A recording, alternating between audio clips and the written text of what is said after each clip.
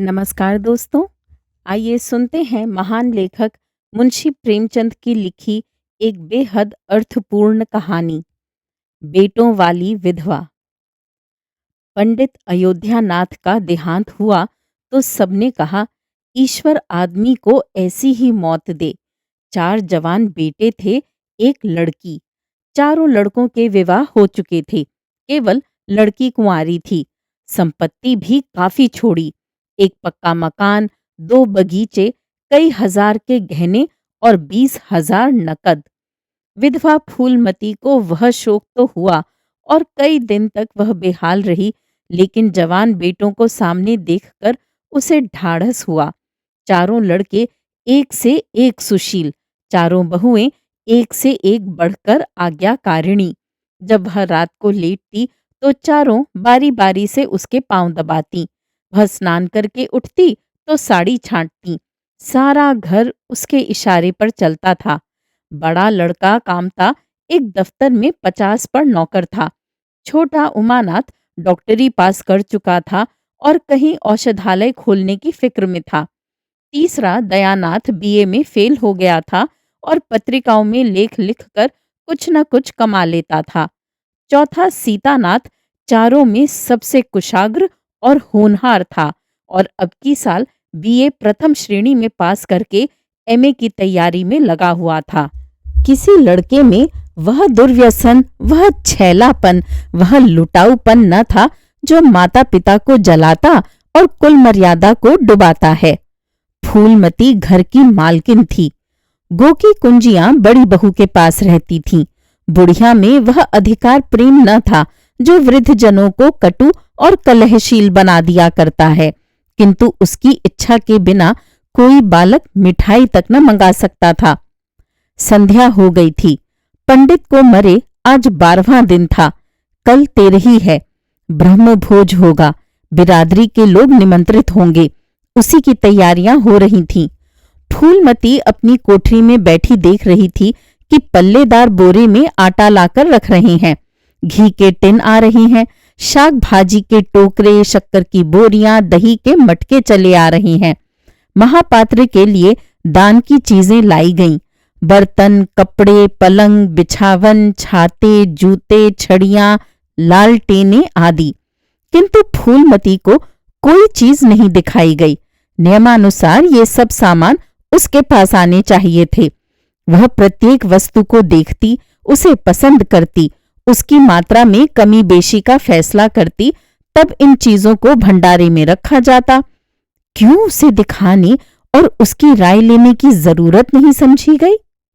अच्छा, वह आटा 3 ही बोरा क्यों आया? उसने तो 5 बोरों के लिए कहा था। घी भी 5 ही कनस्तर हैं, उसने तो 10 कनस्तर मंगवाए थे। इसी तरह शाक भाजी, शक्कर, दही आदि में भी कमी की गई होगी। किसने उसके हुक्म में हस्तक्षेप किया है? जब उसने एक बात तय कर दी, तब किसे उसको घटाने बढ़ाने का अधिकार है? आज 40 वर्षों से घर के प्रत्येक मामले में फूलमती की बात सर्वमान्य थी। उसने 100 कहा तो 100 खर्च किए गए, 1 कहा तो 1। किसी ने मीन मेख न की। यहां तक कि पंडित अयोध्यानाथ भी उसकी इच्छा के विरुद्ध कुछ न करते थे।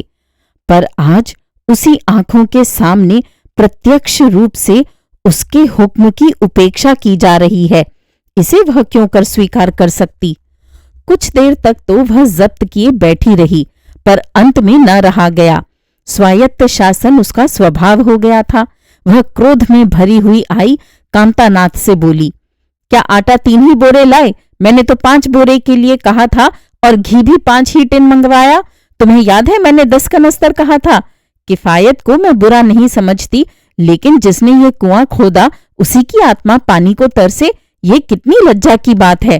कामतानाथ ने क्षमा याचना न की, अपनी भूल स्वीकार न की, लज्जित भी नहीं हुआ। 1 मिनट तो विद्रोही भाव से खड़ा रहा, फिर बोला, हम लोगों की सलाह 3 ही बोरों की हुई और 3 बोरे के लिए 5 टिन घी काफी था। इसी हिसाब से और चीजें भी कम कर दी गई हैं।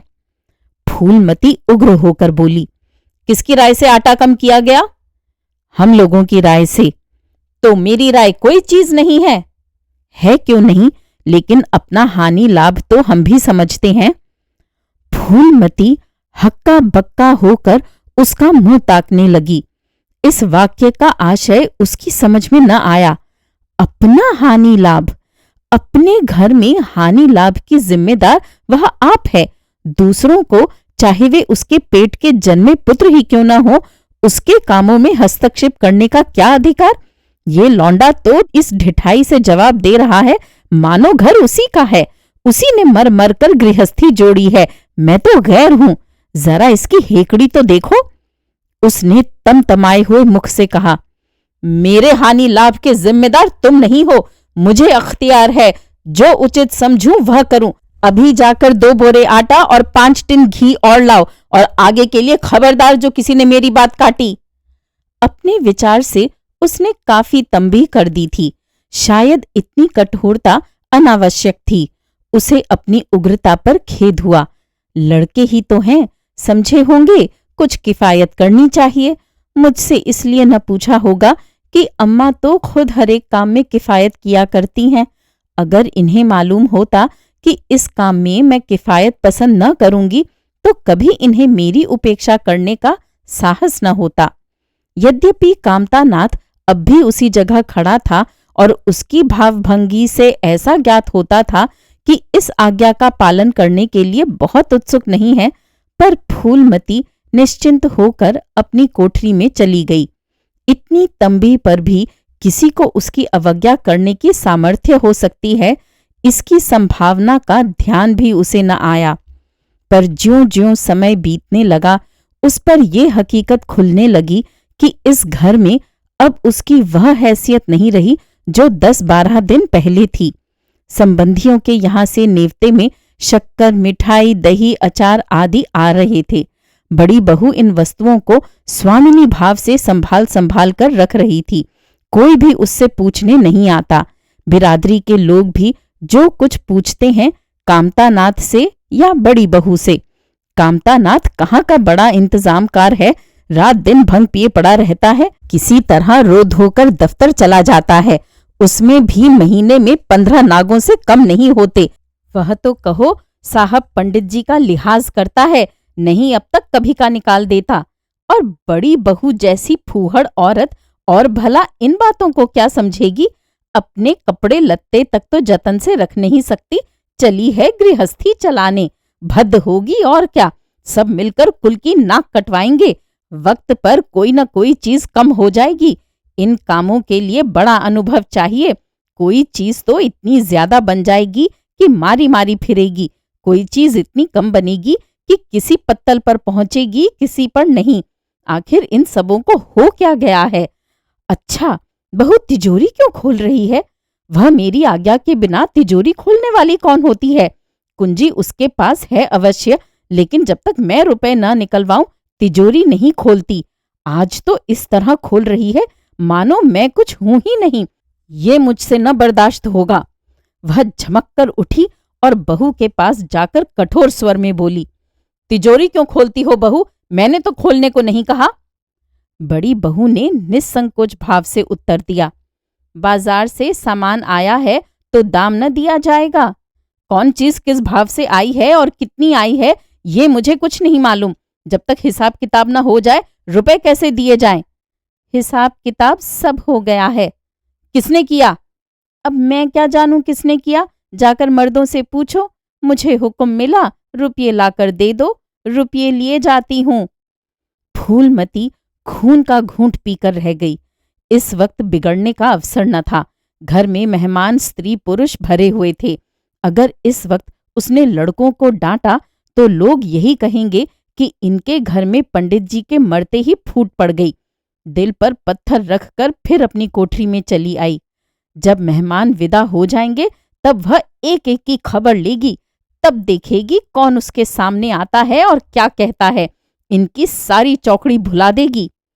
किंतु कोठरी के एकांत में भी वह निश्चिंत न बैठी थी। सारी परिस्थिति को गिद्ध दृष्टि से देख रही थी। कहाँ सत्कार का कौन सा नियम भंग होता है, कहाँ मर्यादाओं की उपेक्षा की जाती है। भोज आरंभ हो गया। सारी बिरादरी एक साथ पंगतों में बिठा दी गई। आंगन में मुश्किल से 200 आदमी बैठ सकते हैं। ये 500 आदमी इतनी सी जगह में कैसे बैठ जाएंगे? क्या आदमी के ऊपर आदमी बिठाए जाएंगे? 2 पंगतों में लोग बिठाए जाएंगे? 2 पंगतों में लोग बिठाए जाते तो क्या बुराई हो जाती? यही तो होता कि 12 बजे की जगह भोज 2 बजे समाप्त होता। मगर यहाँ तो सबको सोने की जल्दी पड़ी हुई है। किसी तरह ये बला सिर से टले और चैन से सोएं। लोग कितने सटकर बैठे हुए हैं कि किसी को हिलने की भी जगह नहीं। पत्तल एक पर एक रखे हुए हैं। पूरियां ठंडी हो गईं, लोग गरम गरम मांग रहे हैं। मैदे की पूरियां ठंडी होकर चिमड़ी हो जाती हैं। इन्हें कौन खाएगा? रसोइये को कढ़ाव पर से न जाने क्यों उठा दिया गया। यही सब बातें नाक कटाने की हैं। सहसा शोर मचा। तरकारियों में नमक नहीं। बड़ी बहू जल्दी जल्दी नमक पीसने लगी। फूलमती क्रोध के मारे ओठ चबा रही थी, पर इस अवसर पर मुंह न खोल सकती थी। बारे नमक पिसा और पत्तलों पर डाला गया। इतने में फिर शोर मचा। पानी गर्म है, ठंडा पानी लाओ। ठंडे पानी का कोई प्रबंध न था। बर्फ भी न मंगाई थी। आदमी बाजार दौड़ाया गया, मगर बाजार में इतनी रात गए बर्फ कहाँ? आदमी खाली हाथ लौट आया। मेहमानों को वही नल का गर्म पानी पीना पड़ा। फूलमती का बस चलता तो लड़कों का मुंह नोच लेती। ऐसी छिछाले दर उसके घर में कभी न हुई थी। उस पर सब मालिक बनने के लिए मरते हैं। बर्फ जैसी जरूरी चीज मंगवाने की भी किसी को सुधि न थी। सुधि कहाँ से रहे जब किसी को गप लड़ाने से फुर्सत मिले। मेहमान अपने दिल में क्या कहेंगे कि चले हैं बिरादरी को भोज देने और घर में बर्फ तक नहीं। अच्छा, फिर ये हलचल क्यों मच गई? अरे, लोग पंगत से उठे जा रही हैं। क्या मामला है? फूलमती उदासीन न रह सकी। कोठरी से निकलकर बरामदे में आई और कामता नाथ से पूछा, क्या बात हो गई लल्ला? लोग उठे क्यों जा रहे हैं?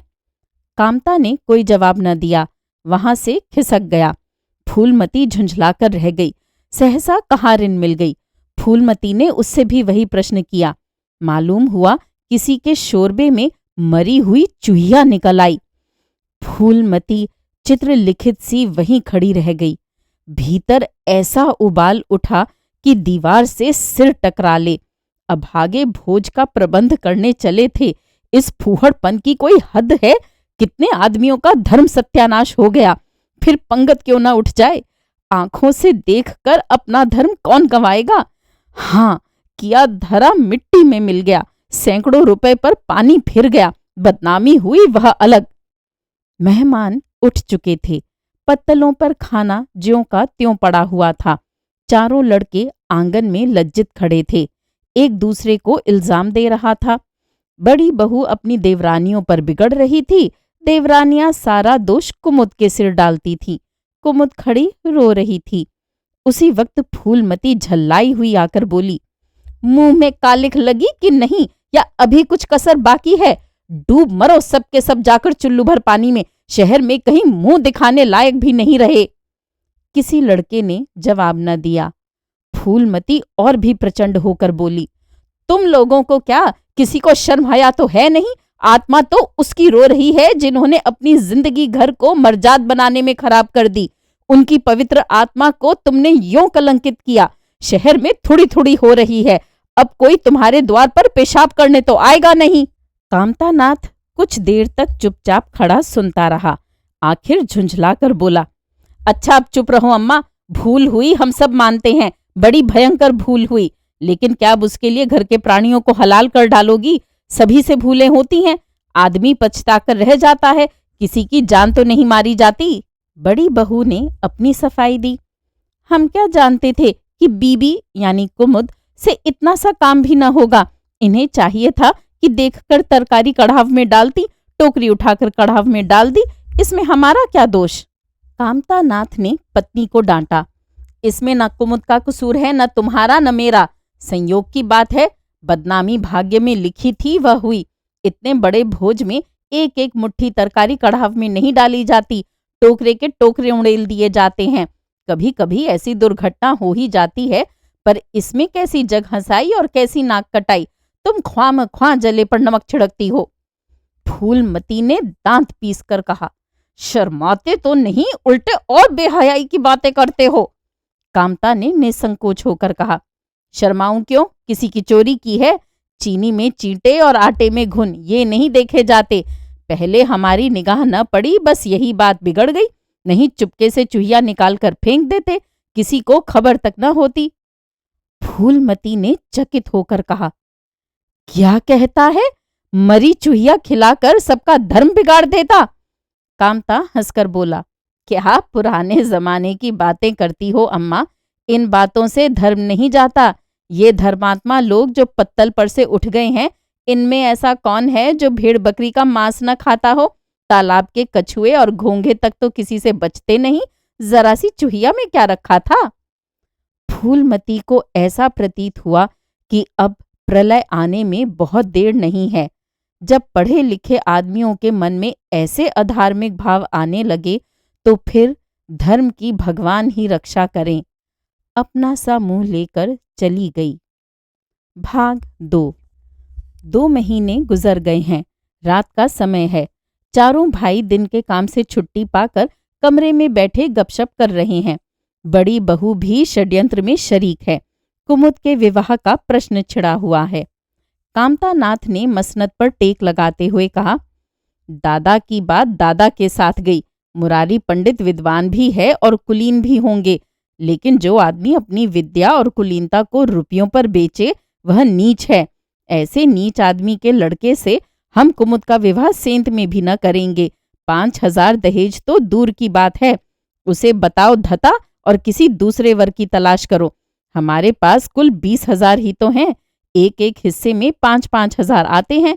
5,000 दहेज में दे दें और 5,000 नेंग न्यौछावर बाजे गाजे में उड़ा दें तो फिर हमारी तो बधिया ही बैठ जाएगी। उमानाथ बोले, मुझे अपना औषधालय खोलने के लिए कम से कम 5,000 की जरूरत है। मैं अपने हिस्से में से 1 पाई भी नहीं दे सकता। फिर खुलते ही आमदनी तो होगी नहीं, कम से कम साल भर घर से खाना पड़ेगा। दयानाथ एक समाचार पत्र देख रहे थे। आंखों से ऐनक उतारते हुए बोले, मेरा विचार भी एक पत्र निकालने का है। प्रेस और पत्र में कम से कम 10,000 की कैपिटल चाहिए। 5,000 मेरे रहेंगे तो कोई न कोई साझेदार 1,000 का मिल जाएगा। पत्रों में लेख लिखकर मेरा निर्वाह नहीं हो सकता। कामता नाथ ने सिर हिलाते हुए कहा, अजी राम भजो, सेंत में कोई लेख छापता नहीं, रुपये कौन दिए देता है? दयानाथ ने प्रतिवाद किया, नहीं ये बात तो नहीं है। मैं तो कहीं भी बिना पेश की पुरस्कार लिए नहीं लिखता। कामता ने जैसे अपने शब्द वापस लिए, तुम्हारी बात मैं नहीं कहता भाई, तुम तो थोड़ा बहुत मार लेते हो, लेकिन सबको तो नहीं मिलता। बड़ी बहू ने श्रद्धा भाव से कहा, कन्या भाग्यवान हो तो दरिद्र घर में भी सुखी रह सकती है, अभागी हो तो राजा के घर में भी रोएगी। ये सब नसीबों का खेल है। कामता नाथ ने स्त्री की ओर प्रशंसा भाव से देखा, फिर इसी साल हमें सीता का विवाह भी करना है। सीतानाथ सबसे छोटा था। सिर झुकाए भाइयों की स्वार्थ भरी बातें सुन सुनकर कुछ कहने के लिए उतावला हो रहा था। अपना नाम सुनते ही बोला, मेरे विवाह की आप लोग चिंता न करें। मैं जब तक किसी धंधे में न लग जाऊंगा विवाह का नाम भी न लूंगा, और सच पूछिए तो मैं विवाह करना नहीं चाहता। देश को इस समय बालकों की जरूरत नहीं, काम करने वालों की जरूरत है। मेरे हिस्से के रुपए आप कुमुद के विवाह में खर्च कर दें। सारी बातें तय हो जाने के बाद ये उचित नहीं कि पंडित मुरारी लाल से संबंध तोड़ लिया जाए। उमा ने तीव्र स्वर में कहा, 10,000 कहाँ से आएंगे? सीता ने डरते हुए कहा, मैं तो अपने हिस्से के रुपये देने को कहता हूं। और शेष? मुरारी लाल से कहा जाए कि दहेज में कुछ कमी कर दें। वह इतने स्वार्थांध नहीं है कि इस अवसर पर कुछ बल खाने को तैयार न हो जाएं। अगर वह 3,000 में संतुष्ट हो जाएं तो 5,000 में विवाह हो सकता है। उमा ने कामतानाथ से कहा, सुनते हैं भाई साहब इनकी बातें? दयानाथ बोल उठे, तो इसमें आप लोगों का क्या नुकसान है? ये अपने रुपए दे रहे हैं, खर्च कीजिए। मुरारी पंडित से हमारा कोई बैर नहीं है। मुझे तो इस बात से खुशी हो रही है कि भला हम में कोई तो त्याग करने योग्य है। इन्हें तत्काल रुपए की जरूरत नहीं है, सरकार से वजीफा पाते ही हैं। पास होने पर कहीं न कहीं जगह मिल जाएगी। हम लोगों की हालत तो ऐसी नहीं। कामतानाथ ने दूरदर्शिता का परिचय दिया। नुकसान की एक ही कही। हम में से एक को कष्ट हो तो क्या और लोग बैठ देखेंगे? ये अभी लड़के हैं, इन्हें क्या मालूम समय पर 1 रुपया 1 लाख का काम करता है। कौन जानता है कल इन्हें विलायत जाकर पढ़ने के लिए सरकारी वजीफा मिल जाए या सिविल सर्विस में आ जाए। उस वक्त सफर की तैयारियों में 4-5 हजार लग जाएंगे, तब किसके सामने हाथ फैलाते फिरेंगे। मैं ये नहीं चाहता कि दहेज के पीछे इनकी जिंदगी नष्ट हो जाए। इस तर्क ने सीतानाथ को भी तोड़ लिया। सकुचाता हुआ बोला, हाँ, यदि ऐसा हुआ तो बेशक मुझे रुपए की जरूरत होगी। क्या ऐसा होना असंभव है? असंभव तो मैं नहीं समझता, लेकिन कठिन अवश्य है। वजीफे उन्हें मिलते हैं जिनके पास सिफारिशें होती हैं। मुझे कौन पूछता है? कभी कभी सिफारिशें धरी रह जाती हैं और बिना सिफारिश वाले बाजी मार ले जाते हैं। तो आप जैसा उचित समझें। मुझे यहां तक मंजूर है कि चाहे मैं विलायत न जाऊं पर कुमुद अच्छे घर जाए। कांतानाथ ने निष्ठा भाव से कहा, अच्छा घर दहेज देने से नहीं मिलता भैया। जैसा तुम्हारी भाभी ने कहा, यह नसीबों का खेल है। मैं तो चाहता हूं कि मुरारी लाल को जवाब दे दिया जाए और कोई ऐसा वर खोजा जाए जो थोड़े में राजी हो जाए। इस विवाह में मैं 1000 से ज्यादा नहीं खर्च कर सकता। पंडित दीनदयाल कैसे हैं? उमा ने प्रसन्न होकर कहा, बहुत अच्छे। MA BA न सही, जजमानी से अच्छी आमदनी है। दयानाथ ने आपत्ति की, अम्मा से भी तो पूछ लेना चाहिए। कांतानाथ को इसकी कोई जरूरत न मालूम हुई। बोले, उनकी तो जैसे बुद्धि ही भ्रष्ट हो गई है, वही पुराने युग की बातें मुरारी लाल के नाम पर उधार खाए बैठी हैं। ये नहीं समझती कि वह जमाना नहीं रहा। उनको तो बस कुमुद मुरारी पंडित के घर जाए, चाहे हम लोग तबाह हो जाएं। उमा ने एक शंका उपस्थित की, अम्मा अपने सब गहने कुमुद को दे देंगी, देख लीजिएगा। कामतानाथ का स्वार्थ नीति से विद्रोह न कर सका। बोले, गहनों पर उनका पूरा अधिकार है, ये उनका स्त्री धन है, जिसे चाहे दे सकती हैं। उमा ने कहा, स्त्री धन है तो क्या वह उसे लुटा देंगी? आखिर वह भी तो दादा ही की कमाई है। किसी की कमाई हो, स्त्री धन पर उनका पूरा अधिकार है। ये कानूनी गोरख धंधे हैं। 20,000 में तो 4 हिस्सेदार हों और 10,000 के गहने अम्मा के पास रह जाएं। देख लेना, इन्हीं के बल पर वह कुमुद का विवाह मुरारी पंडित के घर करेंगी। उमानाथ इतनी बड़ी रकम को इतनी आसानी से नहीं छोड़ सकता। वह कपट नीति में कुशल है। कोई कौशल रचकर माता से सारे गहने ले लेगा। उस वक्त तक कुमुद के विवाह की चर्चा करके फूलमती को भड़काना उचित नहीं। कामतानाथ ने सिर हिलाकर कहा, गहने 10,000 से कम के न होंगे। कामतानाथ अविचलित स्वर में बोले, कितने ही के हों, मैं अनीति में हाथ नहीं डालना चाहता। तो आप अलग बैठिए। हाँ, बीच में बाजी न मारिएगा। मैं अलग रहूंगा। और तुम सीता? मैं भी अलग रहूंगा। लेकिन जब दयानाथ से यही प्रश्न किया गया तो वह उमानाथ से सहयोग करने को तैयार हो गया। 10,000 में 2,500 तो उसके होंगे ही। इतनी बड़ी रकम के लिए यदि कुछ कौशल भी करना पड़े तो क्षम्य है। भाग 3। फूलमती रात का भोजन करके लेटी थी कि उमा और दया उसके पास जाकर बैठ गए। दोनों ऐसा मुंह बनाए हुए थे मानो कोई भारी विपत्ति आ पड़ी है। फूलमती ने सशंक होकर पूछा, तुम दोनों घबराए हुए मालूम होते हो? उमा ने सिर खुजलाते हुए कहा, समाचार पत्रों में लेख लिखना बड़े जोखिम का काम है अम्मा। कितना ही बचकर लिखो, लेकिन कहीं न कहीं पकड़ हो ही जाती है। दयानाथ ने एक लेख लिखा था, उस पर 5,000 की जमानत मांगी गई है। अगर कल तक जमानत न जमा कर दी गई तो गिरफ्तार हो जाएंगे और 10 साल की सजा ठुक जाएगी। फूलमती ने सिर पीटकर कहा, तो ऐसी बातें क्यों लिखते हो बेटा? जानते नहीं हो आजकल हमारे अदिन आए हुए हैं, जमानत किसी तरह टल नहीं सकती।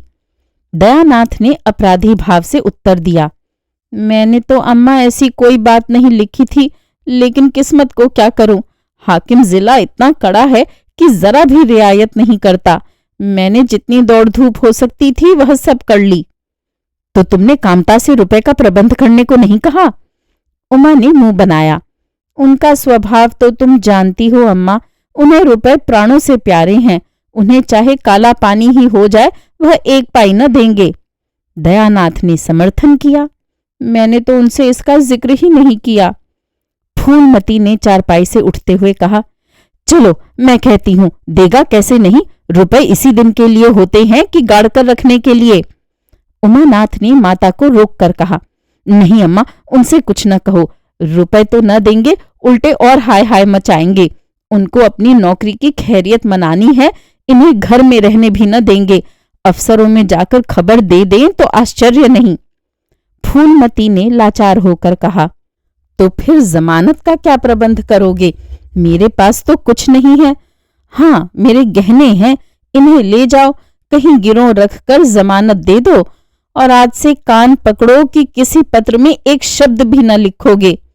दयानाथ कानों पर हाथ रखकर बोला, ये तो नहीं हो सकता अम्मा कि तुम्हारे जेवर लेकर मैं अपनी जान बचाऊं।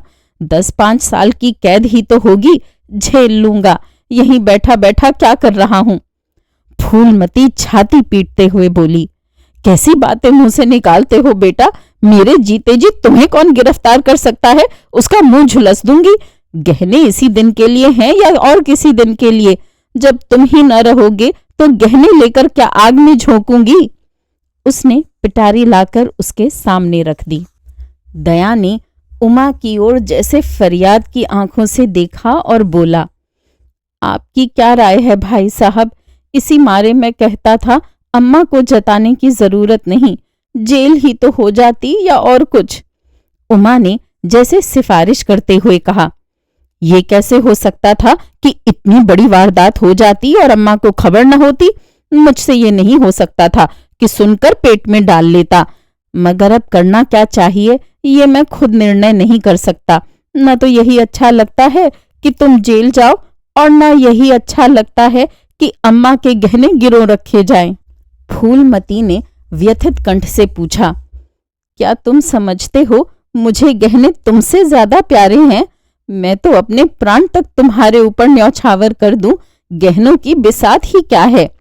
दया ने दृढ़ता से कहा, अम्मा, तुम्हारे गहने तो न लूंगा, चाहे मुझ पर कुछ ही क्यों ना आ पड़े। जब आज तक तुम्हारी कुछ सेवा न कर सका तो किस मुंह से तुम्हारे गहने उठा ले जाऊं? मुझ जैसे कपूत को तो तुम्हारी कोख से जन्म ही न लेना चाहिए था, सदा तुम्हें कष्ट देता रहा। फूलमती ने भी उतनी ही दृढ़ता से कहा, तुम अगर यूं न लोगे तो मैं खुद जाकर इन्हें गिरोह रख दूंगी और खुद हाकिम जिला के पास जाकर जमानत जमा कराऊंगी। अगर इच्छा हो तो ये परीक्षा भी ले लो। आंखें बंद हो जाने के बाद क्या होगा भगवान जाने, लेकिन जब तक जीती हूं तुम्हारी ओर कोई तिरछी आंखों से देख नहीं सकता। उमानाथ ने मानो माता पर एहसान रखकर कहा, अब तो हमारे लिए कोई रास्ता नहीं रहा दयानाथ, क्या हरज है, ले लो। मगर याद रखो, ज्यों ही हाथ में रुपए आ जाएं, गहने छुड़ाने पड़ेंगे। सच कहती हैं, मातृत्व दीर्घ तपस्या है। माता के सिवाय इतना स्नेह कौन कर सकता है?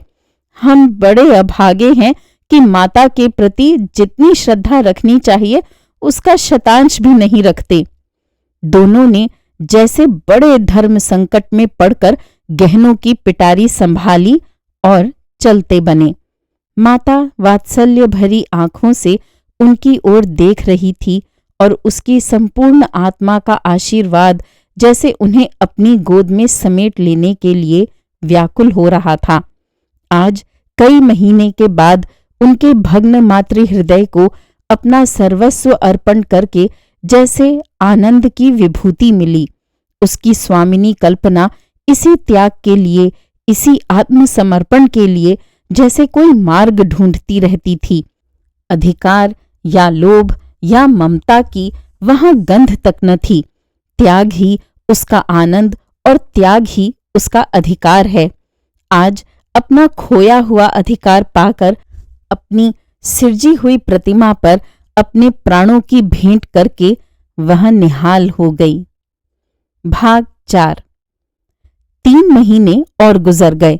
माँ के गहनों पर हाथ साफ करके चारों भाई दिलजोई करने लगे थे। अपनी स्त्रियों को भी समझाते रहते थे कि उसका दिल न दुखाएं। अगर थोड़े शिष्टाचार से उसकी आत्मा को शांति मिलती है तो इसमें क्या हानि है। चारों करते अपने मन की, पर माता से सलाह ले लेते या ऐसा जाल फैलाते कि वह सरला उनकी बातों में आ जाती और हर एक काम में सहमत हो जाती। बाग को बेचना उसे बहुत बुरा लगता था, लेकिन चारों ने ऐसी माया रची कि वह उसे बेचने पर राजी हो गई। किंतु कुमुद के विवाह के विषय में मतैक्य न हो सका। माँ पंडित मुरारी लाल पर जमी हुई थी, लड़के दीनदयाल पर अड़े हुए थे। एक दिन आपस में कलह हो गया। फूलमती ने कहा, माँ बाप की कमाई में बेटी का हिस्सा भी है। तुम्हें 16,000 का एक बाग मिला, 25,000 का एक मकान, 20,000 नकद में, क्या 5,000 भी कुमुद का हिस्सा नहीं है? कामता ने नम्रता से कहा, अम्मा, कुमुद आपकी लड़की है तो हमारी बहन है। आप 2-4 साल में प्रस्थान कर जाएंगी, पर हमारा और उसका बहुत दिनों तक संबंध रहेगा। तब यथाशक्ति कोई ऐसी बात न करेंगे जिससे उसका अमंगल हो। लेकिन हिस्से की बात कहती हो तो कुमुद का हिस्सा कुछ नहीं। दादा जीवित थे तब और बात थी। वह उसके विवाह में जितना चाहते खर्च करते, कोई उनका हाथ न पकड़ सकता था। लेकिन अब तो हमें एक एक पैसे की किफायत करनी पड़ेगी। जो काम 1,000 में हो जाए उसके लिए 5,000 करना कहाँ की बुद्धिमानी है।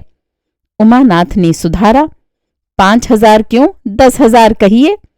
कामता ने भवें से कोड़कर कहा, नहीं, मैं 5,000 ही कहूंगा।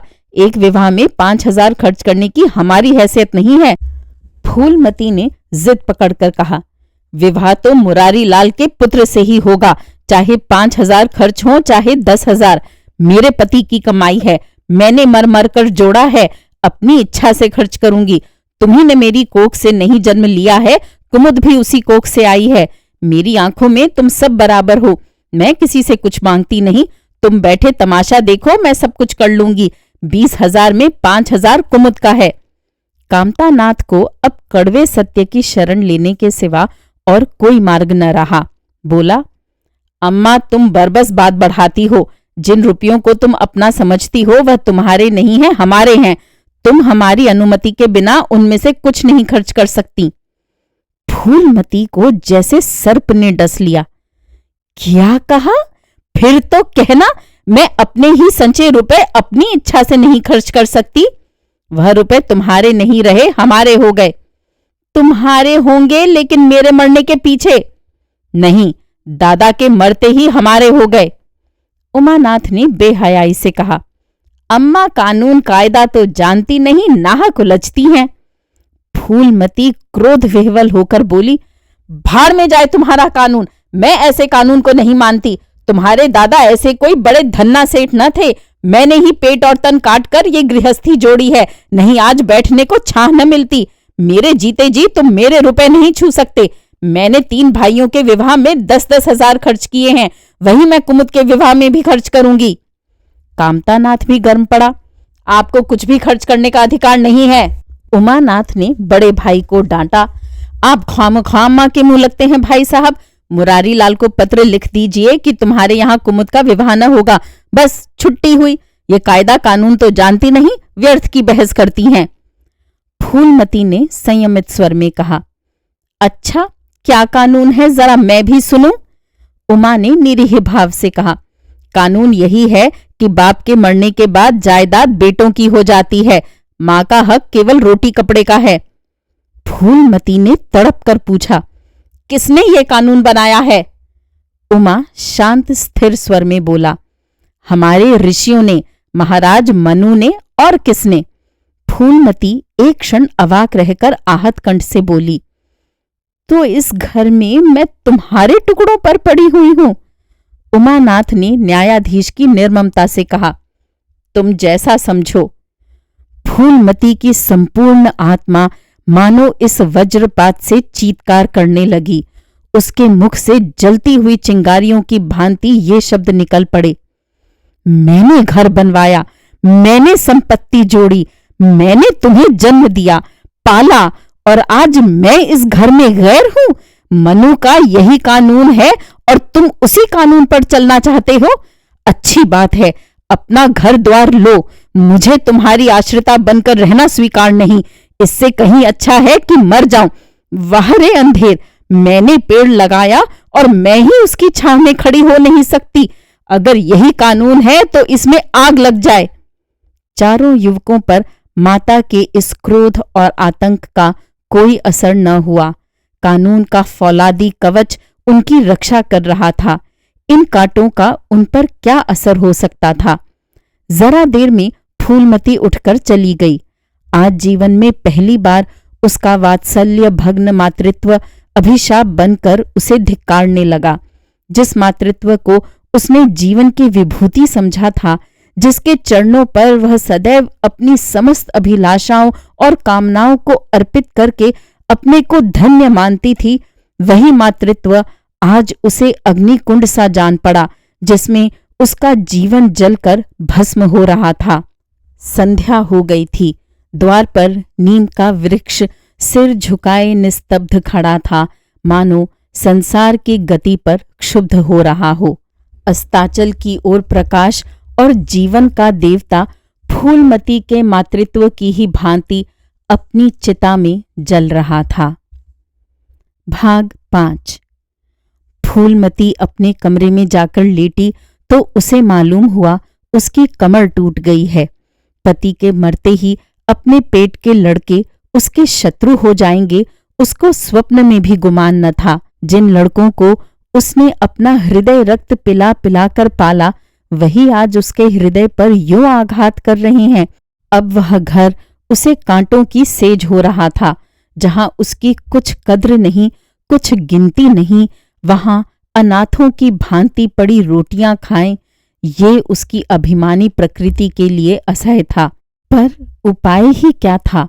वह लड़कों से अलग होकर रहे भी तो नाक किसकी कटेगी। संसार उसे थूके तो क्या और लड़कों को थूके तो क्या, बदनामी तो उसी की है। दुनिया यही तो कहेगी कि 4 जवान बेटों के होते बुढ़िया अलग पड़ी हुई मजूरी करके पेट पाल रही है। जिन्हें उसने हमेशा नीच समझा, वही उस पर हंसेंगे। नहीं, वह अपमान इस अनादर से कहीं ज्यादा हृदय विदारक था। अब अपना और घर का पर्दा ढका रखने में ही कुशल है। हाँ, अब उसे अपने को नई परिस्थितियों के अनुकूल बनाना पड़ेगा।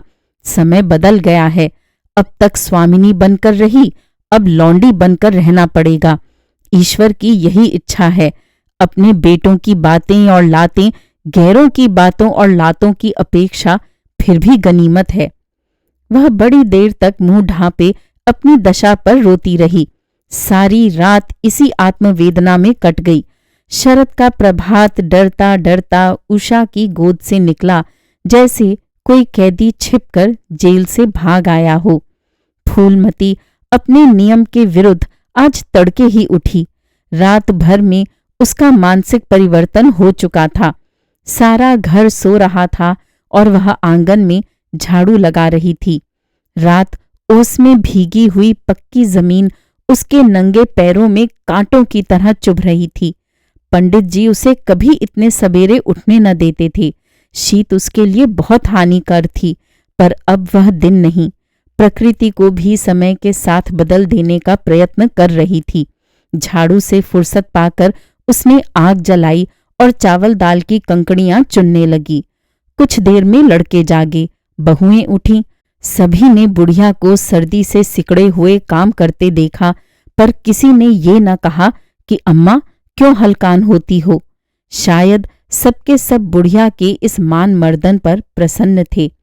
आज से फूलमती का यही नियम हो गया कि जी तोड़कर घर का काम करना और अंतरंग नीति से अलग रहना। उसके मुख पर जो एक आत्मगौरव झलकता रहता था, उसकी जगह अब गहरी वेदना छाई हुई नजर आती थी। जहां बिजली जलती थी, वहां अब तेल का दिया टिमटिमा रहा था, जिसे बुझा देने के लिए हवा का एक हल्का सा झोंका काफी है। मुरारी लाल को इनकारी पत्र लिखने की बात पक्की हो चुकी थी। दूसरे दिन पत्र लिख दिया गया। दीनदयाल से कुमुद का विवाह निश्चित हो गया। दीनदयाल की उम्र 40 से कुछ अधिक थी, मर्यादा में भी कुछ हेठे थे, पर रोटी दाल से खुश थे। बिना किसी ठहराव के विवाह करने पर राजी हो गए। तिथि नियत हुई, बारात आई, विवाह हुआ और कुमुद विदा कर दी गई। फूलमती के दिल पर क्या गुजर रही थी, इसे कौन जान सकता है। कुमुद के दिल पर क्या गुजर रही थी, इसे कौन जान सकता है। पर चारों भाई बहुत प्रसन्न थे, मानो उनके हृदय का कांटा निकल गया हो। ऊंचे कुल की कन्या मुंह कैसे खोलती। भाग्य में सुख भोगना लिखा होगा, सुख भोगेगी। दुख भोगना लिखा होगा, दुख झेलेगी। हरी इच्छा बेकसों का अंतिम अवलंब है। घर वालों ने जिससे विवाह कर दिया, उसमें 1000 ऐब हों तो भी वह उसका उपास्य, उसका स्वामी है। प्रतिरोध उसकी कल्पना से परे था। फूलमती ने किसी काम में दखल न दिया। कुमुद को क्या दिया गया, मेहमानों का कैसा सत्कार किया गया, किसके यहाँ से नेवते में क्या आया, किसी बात से भी उसे सरोकार न था। उससे कोई सलाह भी ली गई तो यही कहा, बेटा तुम लोग जो करते हो अच्छा ही करते हो, मुझसे क्या पूछते हो। जब कुमुद के लिए द्वार पर डोली आ गई और कुमुद माँ के गले लिपटकर रोने लगी, तो वह बेटी को अपनी कोठरी में ले गई और जो कुछ 150 रुपए और 2-4 मामूली गहने उसके पास बच रहे थे, बेटी के अंचल में डालकर बोली, बेटी मेरी तो मन की मन में रह गई। नहीं क्या आज तुम्हारा विवाह इस तरह होता और तुम इस तरह विदा की जाती। आज तक फूलमती ने अपने गहनों की बात किसी से न कही थी। लड़कों ने उसके साथ जो कपट व्यवहार किया था, इसे चाहे वह अब तक न समझी हो, लेकिन इतना जानती थी कि गहने फिर न मिलेंगे और मनोमालिन्य बढ़ने के सिवा कुछ हाथ न लगेगा। लेकिन इस अवसर पर उसे अपनी सफाई देने की जरूरत मालूम हुई। कुमुद ये भाव मन में लेकर जाए कि अम्मा ने अपने गहने बहुओं के लिए रख छोड़े, इसे वह किसी तरह न सह सकती थी। इसीलिए वह अपनी कोठरी में गई थी। लेकिन कुमुद को पहले ही इस कौशल की टोह मिल चुकी थी। उसने गहने और रुपये अंचल से निकालकर माता के चरणों पर रख दिए और बोली, अम्मा मेरे लिए तुम्हारा आशीर्वाद लाखों रुपयों के बराबर है। तुम इन चीजों को अपने पास रखो, न जाने अभी तुम्हें किन विपत्तियों का सामना करना पड़े। फूलमती कुछ कहना ही चाहती थी कि उमानाथ ने आकर कहा, क्या कर रही है कुमुद, चल जल्दी कर, साइड टली जाती है। वह लोग हाय हाय कर रहे हैं, फिर 2-4 महीने में आएगी ही, जो कुछ लेना देना हो ले लेना। फूलमती के घाव पर जैसे मनो निमक पड़ गया। बोली, मेरे पास अब क्या है भैया जो मैं इसे दूंगी। जाओ बेटी, भगवान तुम्हारा सुहाग अमर करें। कुमुद विदा हो गई। फूलमती पछाड़ खाकर गिर पड़ी। जीवन की अंतिम लालसा नष्ट हो गई। भाग 6। 1 साल बीत गया। फूलमती का कमरा घर के सब कमरों में बड़ा और हवादार था। कई महीनों से उसने बड़ी बहू के लिए खाली कर दिया था और खुद एक छोटी सी कोठरी में रहने लगी थी, जैसे कोई भिखारिन हो। बेटों और बहुओं से अब उसे जरा भी स्नेह न था। वह अब घर की लौंडी थी। घर के किसी प्राणी, किसी वस्तु, किसी प्रसंग से उसे प्रयोजन न था। वह केवल इसीलिए जीती थी कि मौत न आती थी। सुख या दुख का अब उसे लेश मात्र भी ज्ञान न था। उमानाथ का औषधालय खुला, मित्रों की दावत हुई, नाच तमाशा हुआ। दयानाथ का प्रेस खुला, फिर जलसा हुआ। सीतानाथ को वजीफा मिला और विलायत गया, फिर उत्सव हुआ। कामतानाथ के बड़े लड़के का यज्ञोपवीत संस्कार हुआ, फिर धूमधाम हुई। लेकिन फूलमती के मुख पर आनंद की छाया तक न आई। कामतानाथ टाइफॉइड में महीने भर बीमार रहा और मरकर उठा। दयानाथ ने अब की अपने पत्र का प्रचार बढ़ाने के लिए वास्तव में एक आपत्तिजनक लेख दिया और 6 महीने की सजा पाई। उमानाथ ने एक फौजदारी के मामले में रिश्वत लेकर गलत रिपोर्ट लिखी और उनकी सनद छीन ली गई। पर फूलमती के चेहरे पर रंज की परछाई तक न पड़ी। उसके जीवन में अब कोई आशा, कोई दिलचस्पी, कोई चिंता न थी। बस पशुओं की तरह काम करना और खाना, यही उसकी जिंदगी के दो काम थे। जानवर मारने से काम करता है पर खाता है मन से। फूलमती बेकहे काम करती थी पर खाती थी विष के कौर की तरह। महीनों सिर में तेल न पड़ता, महीनों कपड़े न धुलते, कुछ परवाह नहीं। वह चेतना शून्य हो गई थी। सावन की झड़ी लगी हुई थी, मलेरिया फैल रहा था। आकाश में मटियाले बादल थे, जमीन पर मटियाला पानी। आर्द्र वायु शीत ज्वर और श्वास का वितरण करती फिरती थी। घर की मेहरी बीमार पड़ गई। फूलमती ने घर के सारे बर्तन मांजे, पानी में भीग भीग कर सारा काम किया, फिर आग जलाई और चूल्हे पर पतीलियां चढ़ा दी। लड़कों को समय पर भोजन तो मिलना ही चाहिए। सहसा उसे याद आया, कामतानाथ नल का पानी नहीं पीते। उसी वर्षा में गंगा जल लाने चली। कामतानाथ ने पलंग पर लेटे लेटे कहा, रहने दो अम्मा, मैं पानी भर लाऊंगा, आज मेहरी खूब बैठ रही। फूलमती ने मटियाले आकाश की ओर देखकर कहा, तुम भीग जाओगे बेटा, सर्दी हो जाएगी। कामतानाथ बोले, तुम भी भीग रही हो, कहीं बीमार न पड़ जाओ। फूलमती निर्मम भाव से बोली, मैं बीमार न पड़ूंगी, मुझे भगवान ने अमर कर दिया है। उमानाथ भी वहीं बैठा था। उसके औषधालय में कुछ आमदनी न होती थी, इसीलिए बहुत चिंतित रहता था। भाई भावज की मुंह देखी करता रहता था। बोला, जाने भी दो भैया, बहुत दिनों बहुओं पर राज कर चुकी हैं, उसका प्रायश्चित तो करने दो। गंगा बढ़ी हुई थी, जैसे समुद्र हो। क्षितिज सामने के कूल से मिला हुआ था। किनारे के वृक्षों की केवल फुनगियां पानी के ऊपर रह गई थीं। घाट ऊपर तक पानी में डूब गए थे। फूलमती कलसा लिए नीचे उतरी। पानी भरा और ऊपर जा रही थी कि पांव फिसला, संभल न सकी, पानी में गिर पड़ी। पल भर हाथ पांव चलाए, फिर लहरें उसे नीचे खींच ले गईं। किनारे पर दो चार पंडे चिल्लाए, अरे दौड़ो, बुढ़िया डूबी जाती है। दो चार आदमी दौड़े भी, लेकिन फूलमती लहरों में समा गई थी।